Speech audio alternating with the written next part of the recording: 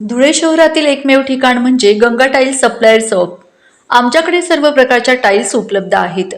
यामध्ये ceramics, oil tiles, floor tiles, vitrified tiles, steps and riser tiles, parking tiles, kitchen sink, sanitary ware इत्यादी।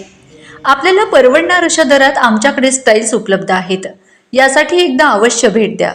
पत्ता Ganga tiles supplier shop, 405 micro tower, Wadjai road, Dhule. Mobile number 70 574 83 849।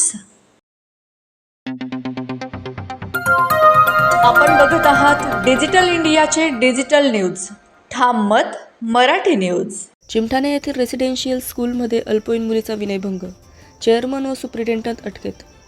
Shindkheda तालुक्यातील चिमठाणे येथील Suruchi English primary secondary residential school व junior college येथे अल्पवयीन मुलीचा विनयभंग झाल्याचा गंभीर प्रकार उघडकीस आला आहे।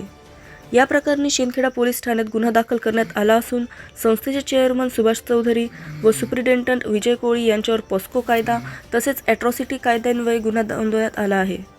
प्राप्त माहितीनुसार संबंधित अल्पवयीन मुलीने झालेल्या प्रकाराबाबत तक्रार दिल्यानंतर पोलिसांनी तात्काळ कारवाई करत दोन्ही आरोपींना अटक केली आहे।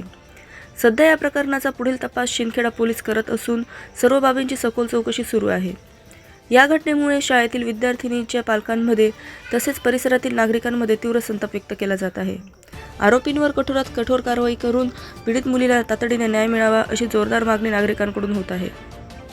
पोलीस प्रशासनाकडून प्रकरण गांभीर्याने हाताळले जात असून तपास पूर्ण झाल्यानंतर पुढील कायदेशीर कारवाई करण्यात येणार असल्याचे सांगण्यात आले आहे।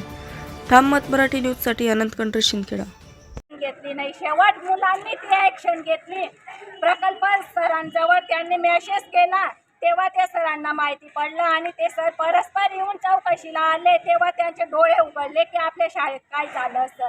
मग ही शाळा चालवायची आहे का मुलींना वापरायचं आहे इथं ते आम्हाला कळत नाही। आम्हाला न्याय पाहिजे म्हणजे न्याय पाहिजे। माझी मुलगी 10वीला आहे, पण हे लहान मुलींचं काय होईल?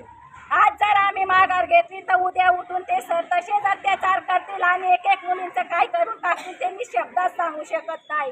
आणि त्याला माया बहिणी आहेत का नाही हे त्यांनी फक्त एकदा विचार करायला पाहिजे। त्यांच्यावर जर ही वेळ आली असती तर त्यांनी काय केलं असतं, एवढंच बोलायचंय।